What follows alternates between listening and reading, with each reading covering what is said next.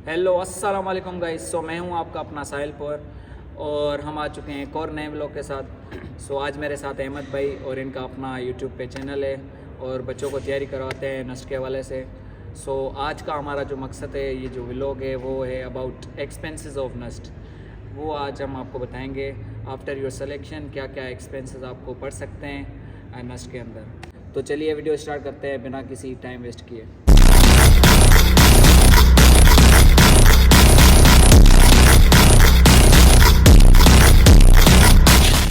Guys, अगर किसी बच्चे की सिलेक्शन हो जाती है नस्ट में तो आगे क्या प्रोसीजर होता है, कौन से चालान आते हैं। तो सबसे पहला ये आफ्टर योर सिलेक्शन एक चालान आता है।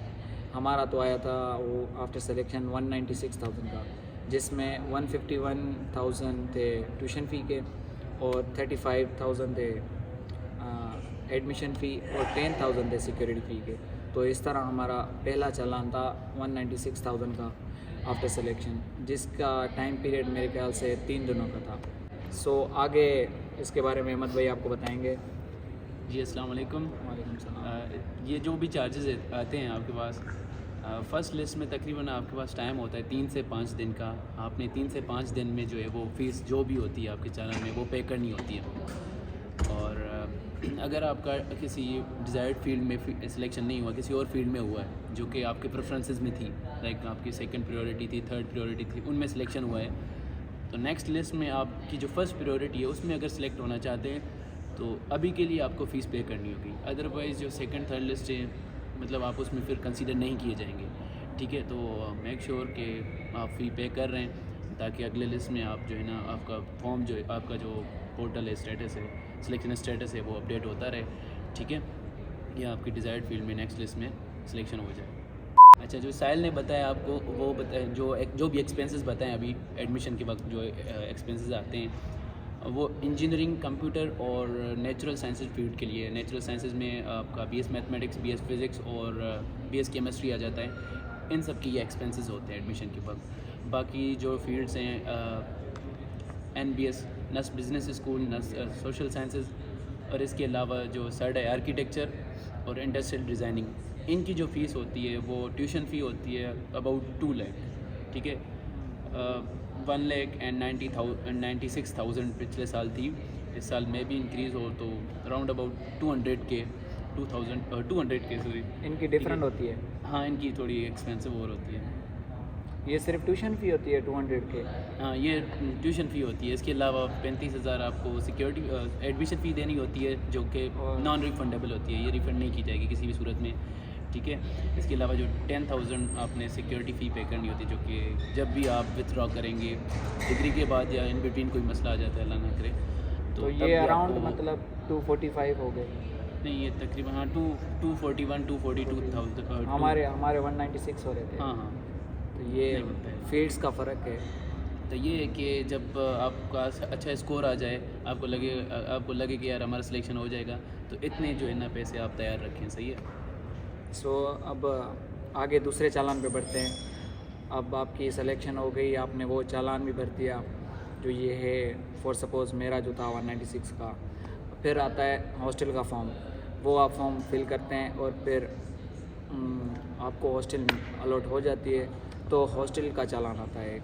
तो हॉस्टल का चालान था हमारा 35,000 का था और 10,000 सिक्योरिटी फ़ी, इस तरह 45 हो गए थे। तो ये शुरू में आता है।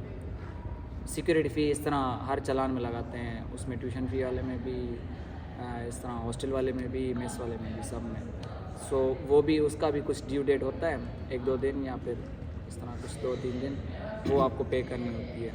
आफ्टर दैट ये जब आप चालान पे करेंगे तो हॉस्टल आपको अगर अलॉट हो जाती है तो आपको मेल आ जाएगी कि आपकी ये रिस्पेक्टिव हॉस्टल है और ये आपका रूम नंबर है। और आपको अगर मेल नहीं आती तो आपका वो वेटिंग लिस्ट में चला जाता है। और कोई बच्चे हैं जिनको हॉस्टल नहीं मिलती और उनका रिस्पेक्टिव अच्छा डिपार्टमेंट जो आप चाहते हैं उनमें सिलेक्शन हो जाती है, तो वो रिग्रेट ना करें। बाहर भी अच्छे हॉस्टल्स हैं, उनमें रहें और जो वेटिंग नंबर है आपका, और उसके हिसाब से फिर आपको हॉस्टल मिल जाती है। अब किसी बच्चे की सिलेक्शन भी हो जाती है, वो चालान भी पे कर देता है, और हॉस्टल का फॉर्म भी फिल करके वो उसको हॉस्टल की मेल भी आ जाती है और वो हॉस्टल का ये जो चालान है वो भी पे कर देता है। फिर हॉस्टल के साथ है मेस आपको मतलब कंपलसरी लेनी है, इस तरह नहीं। हॉस्टल की जो रेंट वाला बिल है या जो आपका इनवॉइस आता है उसके साथ साथ मेस वाला भी आ जाता है। मेस वाला आ ठीक जाता है, है। मेस में जो फर्स्ट मंथ है, ठीक है, उसका फर्स्ट मंथ का नहीं, इनवॉइस कोई आ जाता है। बच्चे होते हैं ना, सोचते हैं कि हॉस्टल अलग हो, शायद मेस ना हम ना लें, बाहर से खा लें।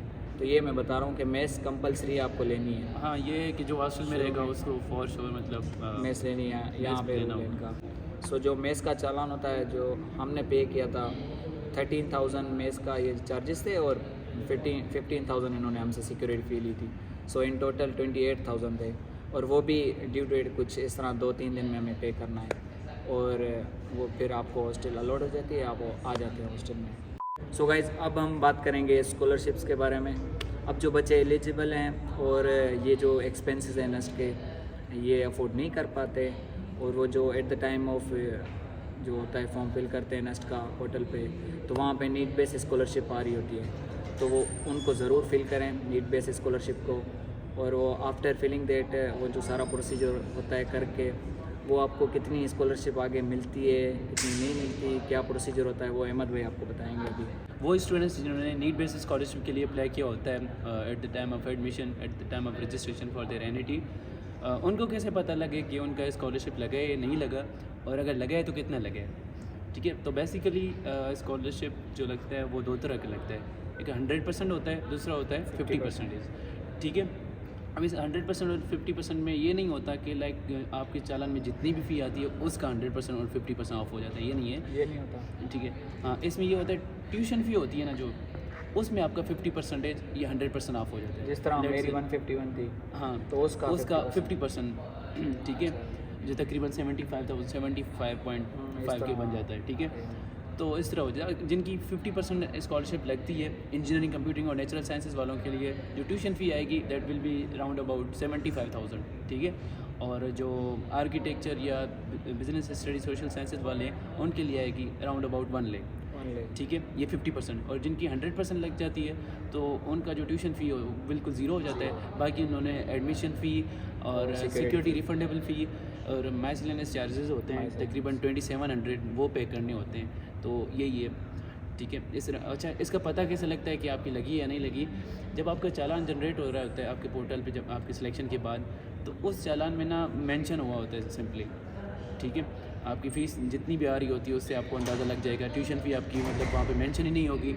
ठीक है, अगर वो जो चालान आ रहा होता है शुरू में, हाँ, उसी से पता चल जाएगा। उसमें अगर पूरी आ रही है तो नहीं लगी, उसमें अगर ट्यूशन फ़ी ज़ीरो है, मतलब है ही नहीं मेंशन, तो तो पूरी ये मतलब है कि आपका स्कॉलरशिप 100% तो मुबारक हो, आपको स्कॉलरशिप आपकी पूरी लग चुकी है। हाँ, है ना, ठीक इसी है। तरह। इसके अलावा 50% वाला होगा तो 50% उसमें मेंशन होगा कि आपकी ट्यूशन फ़ी कितनी आई, 75,000 उसमें मेंशन होगा। इंजीनियरिंग के लिए मैं बता रहा हूँ, लेट्स से। ठीक है, तो यही है स्कॉलरशिप का कैसे पता चलेगा और कितनी कितनी लगती है, किस तरह जो भी है। और ये जो नीड बेस स्कॉलरशिप है, कौन कौन इसके लिए एलिजिबल हैं, किन को मिल सकती है? अच्छा, जो इसके लिए जो क्राइटेरिया है, सबसे पहले आपके जो फादर की इनकम है मुझे तो नहीं मिली थी भाई वो शुरू में। लेस दैन 60,000 होनी चाहिए। ठीक है, अब फिर भी अप्लाई करें, ये घर के एक्सपेंसेस पे भी डिपेंड करता है। वो आगे देखते हैं, चेक करते हैं एनालिटिकली कि यार इनके घर के अखराजात कितने हैं, उसके हिसाब से भी देखा जाता है। मतलब 60,000 से ज़्यादा भी है तो वो भी फिर भी देखा जाता है। ओवरऑल घर का क्या खर्चा है, आपके सिबलिंग्स का क्या खर्चा है, उनकी पढ़ाई का ये वो, तो उस हिसाब से। हाँ, तो ये सारी चीज़ें नज़र में रख के आपको जो है ना स्कॉलरशिप दी जाती है फिर। ठीक है, अच्छा, वो स्टूडेंट्स जो फर्स्ट सेकंड लिस्ट में सिलेक्ट होते हैं या मे बी थर्ड में डिज़र्विंग होते हैं, उनको जो स्कॉलरशिप हो वो मिल जाती है। ठीक है, और वो स्टूडेंट्स जो डिज़र्विंग भी हैं बट लेटर लिस्ट में सिलेक्ट होते हैं, 4th, 5th और 6th में किसी भी लिस्ट में सिलेक्ट होते हैं, तो उनको जो है ना जो स्कॉलरशिप है वो नहीं मिलती at the time of admission. उनके लिए ये है कि वो सम हाउ जो है अपनी फ़ीस अरेंज करें फर्स्ट सेमेस्टर की और यहाँ आके अप्लाई करें फर्स्ट सेमेस्टर लाइक स्टडी के दौरान, फर्स्ट सेमेस्टर के दौरान जो है ना अप्लाई करें। पहली फीस ये जो है ना आपके डिपार्टमेंट से कर दो, आपके डिपार्टमेंट से मेल आती है कि फ़लाँ स्कॉलरशिप आई है आपकी प्रोविंशियल या जो भी है, तो उसके लिए आपने अलग से मतलब इधर आके अप्लाई करना होता है। ठीक है, तो आप सम हाउ फर्स्ट सेमेस्टर की फ़ी, एडमिशन फ़ी वगैरह जो भी है आप अरेंज कर लें, इधर आके उसके लिए अप्लाई करेंगे स्कॉलरशिप के लिए। तो ये सेकंड या थर्ड सेमेस्टर में आगे आपकी लग सकती है स्कॉलरशिप, अगर आप वाकई डिज़र्विंग है तो। और पॉसिबली फर्स्ट और सेकंड सेमेस्टर की जो भी फ़ीस आपने पे की थी वो भी वापस मिलने के चांसेस होते हैं, ठीक है। तो कोशिश करें, अगर हो सकता है तो आप अरेंज कर लें कहीं से फ़ी, फिर बाद में अगर आप समझते हैं कि वाकई आप डिज़र्विंग है तो ऐसा कदम उठाएं, वरना ज़रूरत नहीं है, ठीक है, ऐसे लोन्स वगैरह लेने की। सो एट द एंड गाइस, कोई मुश्किल बात नहीं है, इजी से इन्हें आप आएँ। और नस्ट में स्टूडेंट की बहुत रिस्पेक्ट है, कोई मसला वसला होता है तो सॉल्व हो जाता है। सीनियर जो होते हैं वो भी हमें अच्छी तरह गाइड करते हैं। अहमद भाई भी हमारे सीनियर हैं, अच्छी तरह उन्होंने गाइड किया है। और बाकी रैगिंग वगैरह का भी इधर कोई सीन नहीं है ना अहमद भाई? अच्छा, यानी वो कोई जब सीन आएंगे तो पता लग जाएगा इंशाल्लाह। सो गाइज़, इसी तरह की हम इंफॉर्मेटिव वीडियोस बनाते रहेंगे। अगर कोई व्लॉग आप भी चाहते हैं कि हम वो बनाएं, जिस तरह की कोई आप किस चाहें टॉपिक पे हम बात करें, हाँ, नेक्स्ट वीडियो में? इसी नेक्स्ट तरह वीडियो में हमारा टारगेट है कि हॉस्टल वगैरह हॉस्टल आपको हम नस्के दिखाएंगे। दिखाएं, ठीक है, जो कि नस्के अच्छे हॉस्टल और हैं कोई अगर आप comparatively। डिपार्टमेंट चाहते हैं हम आपको उस पर व्लॉग बना दें, वहाँ जाएँ, लाइफ है उस डिपार्टमेंट में क्या लाइफ है वो भी हम बना सकते हैं, कोई इशू नहीं है, हम आपके लिए बैठे हैं। सो ये था आज का व्लॉग।